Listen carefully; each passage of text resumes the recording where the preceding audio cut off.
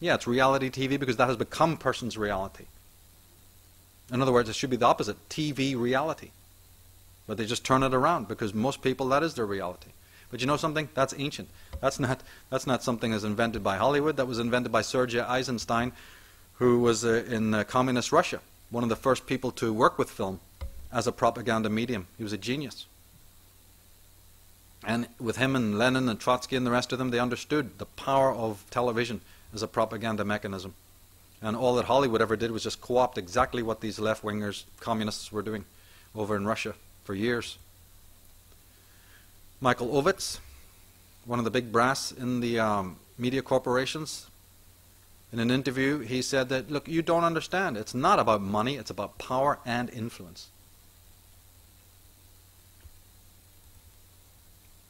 Now, Anita Roderick, the creator of The Body Shop, she says that the language of business is not a language of the soul or the language of humanity.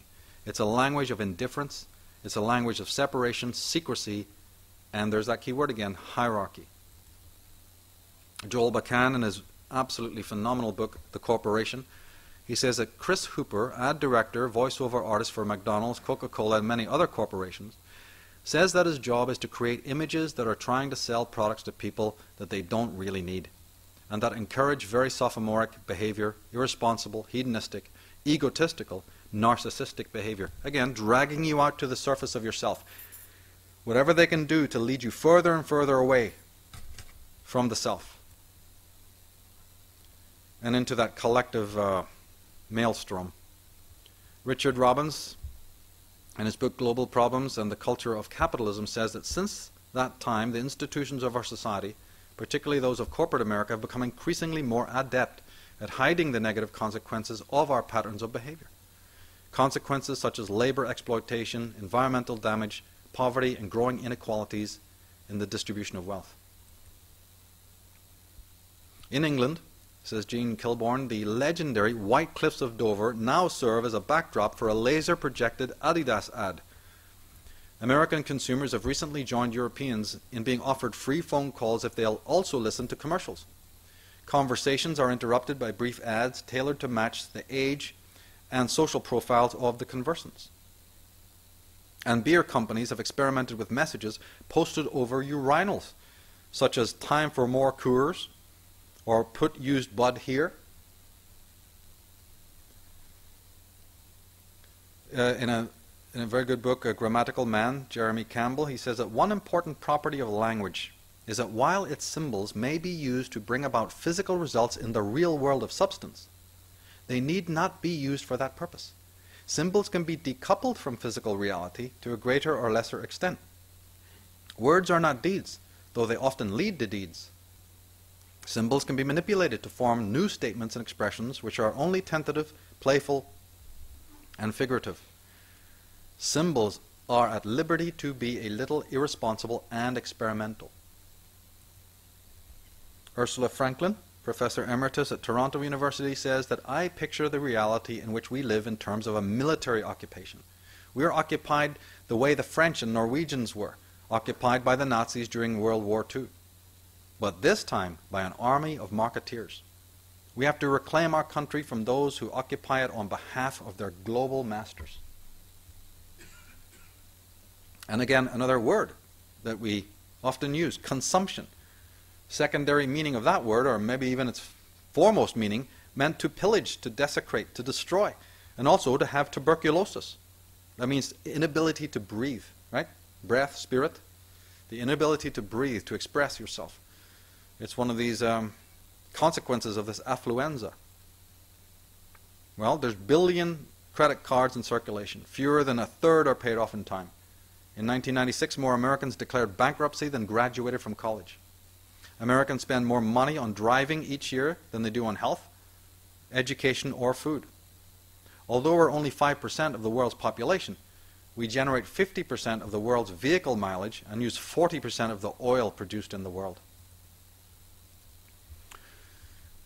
We can look a little bit at subliminals, because remember, the whole idea is if, as I said, we're not talking about the occult aspects here, we're talking about what's sort of popularly known. And then the question arises, of course, that if we're consciously aware of what's going on, well, we would stop it, because we don't like it. But the downside of this is, you see, we have what's called an unconscious mind. It's not that simple. It wouldn't be so severe. The surreptitious nature of advertising lies in this, again, ambivalent nature of consciousness itself. And if we don't have the psychic sovereignty, if we haven't put up the defenses, then we're wide open. And the subliminal perception was mentioned as a possibility by the philosopher Aristotle, and later by the philosopher Leibniz. He dealt at length with the possibility of what he called minute perceptions that are little noticed, which are not sufficiently distinguished to be perceived or remembered, but which became known through certain consequences. It's almost like what Sigmund Freud later had discovered. You learn about the unconscious in this sort of bizarre way of negation by the gaps between thoughts.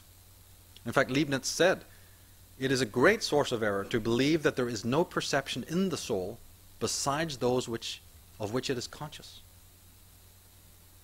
Well, now the Bruce Liptons of the world are telling you that, my goodness, 99 point something percent of your consciousness is unconscious, even though that sounds quite paradoxical.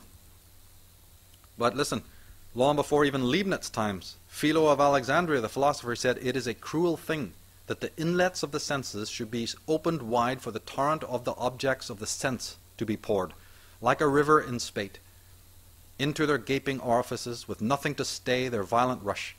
For when the mind, swallowed up by the huge inpouring, is found at the bottom, unable so much as to rise to the surface and look out."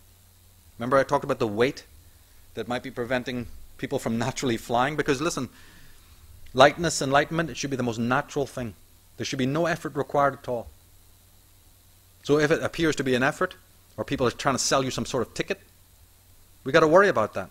Why should that which is most... And of course we know the geniuses, they seem to have it. They seem to have it in their fingertips. They seem to have it effortlessly. Well, so should we. We become so unconscious, we become so used to the burden that we bear, that we think it's part of us. Remember the propagare, the idea of implanting something on us that is not even ours? We're weighted down and we don't even know it, and then we're wondering why we can't fly.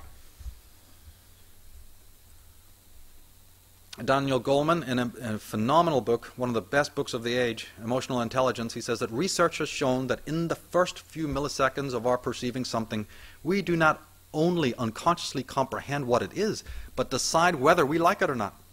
The cognitive unconscious presents our awareness with not just the identity of what we see, but an opinion about it. Our emotions have a mind of their own, one which can hold views quite independently of our rational mind. Gene Kilborn says, only 8% of an ad's message is received by the conscious mind. The rest is worked and reworked deep within the recesses of the brain, where the product's positioning and repositioning take shape. Dr. Lechner goes on to say that there are over 130 million receptor rods and cones packed in less than 1 square inch of the optic nerves in our retina. Key has said that the eyes do not edit perception, and the retina transmits everything to the brain's visual cortex for processing. However, Myers has claimed that at the entry level, the retina's neural layers encode and analyze the sensory information before routing it to the cortex. Whichever the case, advertisers had done extensive study on how our brain perceives input and has found that most print advertising is designed for perceptual exposure time of less than 1 second. In other words, they are designed for the subconscious mind to absorb completely, instantaneously, while the conscious mind barely catches the headline. That's a very long-winded way of saying that time doesn't exist in the unconscious.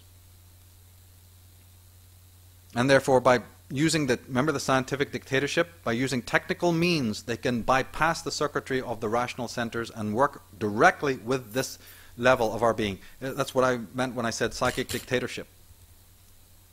Peter Russell, in his book A De-Hypnosis, says that experiments conducted by researcher Herbert Krugman reveal that when a person watches television, brain activity switches from the left to the right hemisphere. It's basically saying the same thing. The left hemisphere is the seat of logical thought. Here, information is broken down into its component parts and critically analyzed. The right brain, however, treats incoming data uncritically, processing information in wholes, leading to emotional rather than logical responses.